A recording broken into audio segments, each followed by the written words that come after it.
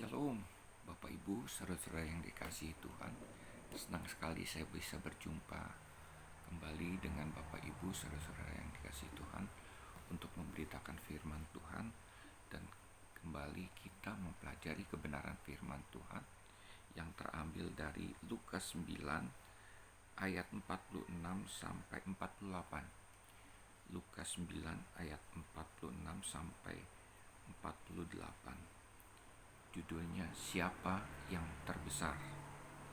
Lukas 9 ayat 46 sampai 48. Saya akan bacakan. Siapa yang terbesar di antara para murid? Maka timbullah pertengkaran di antara murid-murid Yesus tentang siapakah yang terbesar di antara mereka. Tetapi Yesus mengetahui pikiran mereka. Karena itu ia mengambil seorang anak kecil dan menempatkannya di sampingnya dan berkata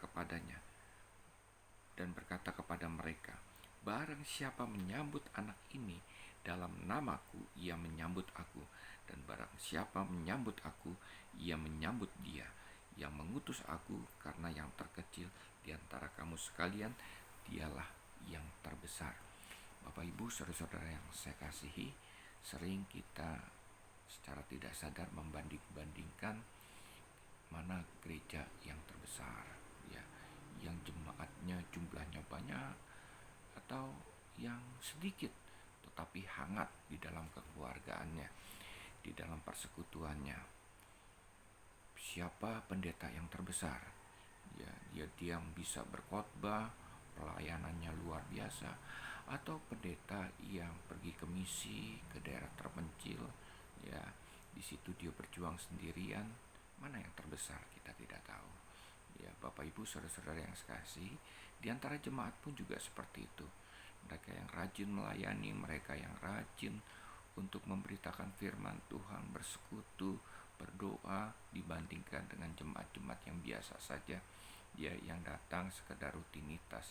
Siapakah di antara mereka yang besar? Ya, sering secara tidak sadar kita membanding-bandingkan mana orang Kristen yang terbesar, mana gereja yang terbesar, ya.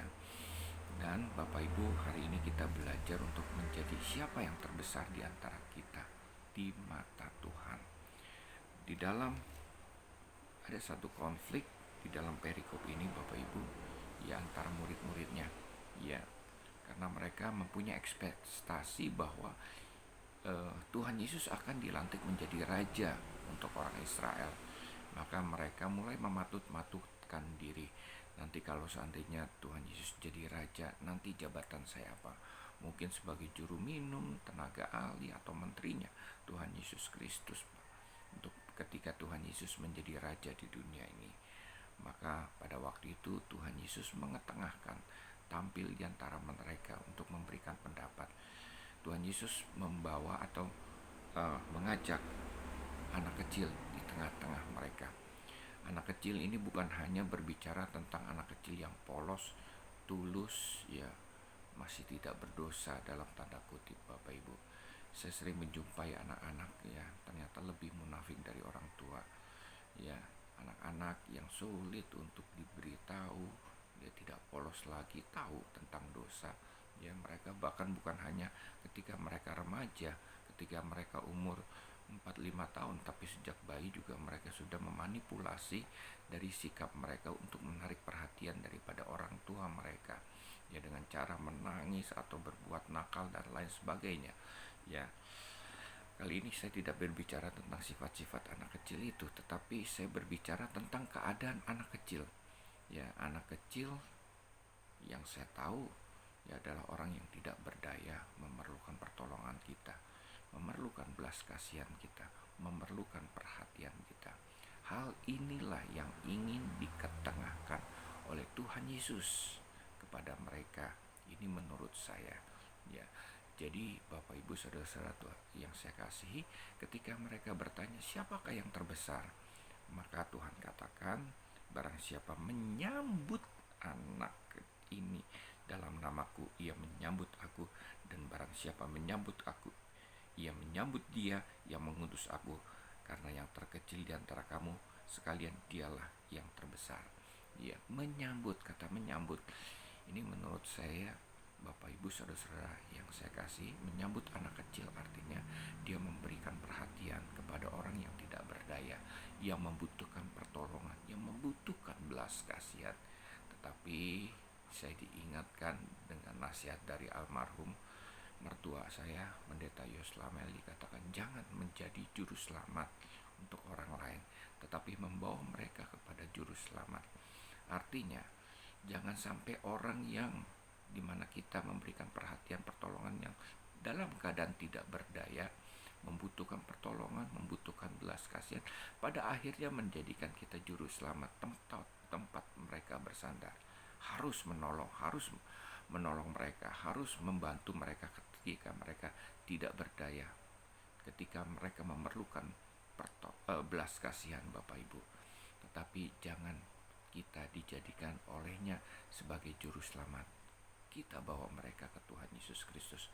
Memberikan pertolongan itu harus dan pasti di dalam kehidupan kita, untuk kita berkenan di mata Tuhan, berharga di mata Tuhan.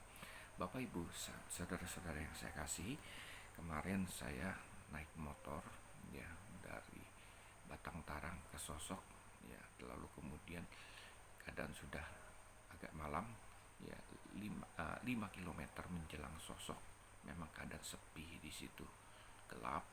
Saya melihat sebuah mobil ya, yang sedang mogok. Saya berhenti, Bapak Ibu, ternyata di dalamnya adalah suami istri ya. Lalu saya tanya, kenapa Pak mogok? Apa perlu saya panggilkan? Karena saya bawa motor waktu itu dan HP nggak bisa ada sinyal ya. Apa perlu saya panggilkan montir? Lalu dia bilang nggak perlu ya. Saya memerlukan aki karena ini akinya soak, akinya mati ya. Lalu kemudian Bapak Ibu, saya panggil mereka, saya bilang kepada orang itu, ya saya akan pergi ke Sosok untuk cari pertolongan. Ya pada waktu itu saya teringat untuk membawa motor dan membawa kembali mobil saya untuk menolong dia. Tetapi Bapak Ibu, saya menyesal. Karena apa? Saya tidak memberikan pertolongan kepada orang yang tidak berdaya itu. Karena apa? Karena orang itu dengan dialek satu suku di daerah ini ya, yang sukunya ini sering-sering membawa masalah untuk masyarakat di sekitarnya ya. Jadi saya ilfeel pada waktu itu ya, kedagingan saya keluar, Bapak Ibu. Ya percumalah menolong orang seperti itu yang sering membuat troublemaker gitu ya di daerah ini.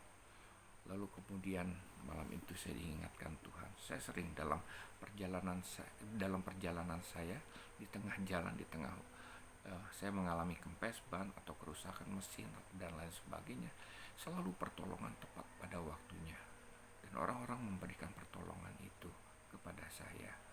Bapak Ibu ya, sekalipun seperti anak kecil ya, sekali yang suka memanipulasi, yang benar-benar bergantung kepada kita, Bapak Ibu.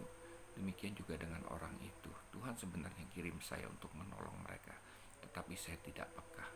Bapak Ibu, kita harus ringan tangan untuk menolong orang yang tidak berdaya, orang yang memerlukan pertolongan, orang yang memerlukan belas kasihan. Dan kalau kita peka dalam hal ini dan segera melakukan itu, sebagai bagian daripada karakter kita sebagai anak-anak Tuhan, Bapak Ibu, saya percaya kitalah yang terbesar di mata Tuhan. Bukan hanya sekedar pandai khotbah, pandai melayani, pandai berdoa dan lain sebagainya. Orang yang terbesar menurut Tuhan adalah orang yang bersedia untuk memberikan perhatian, pertolongan kepada orang yang tidak berdaya, orang-orang yang memerlukan belas kasihan, orang-orang yang memerlukan pertolongan. Itu ada di sekitar kita senantiasa, setiap saat. Tuhan memberkati. Shalom.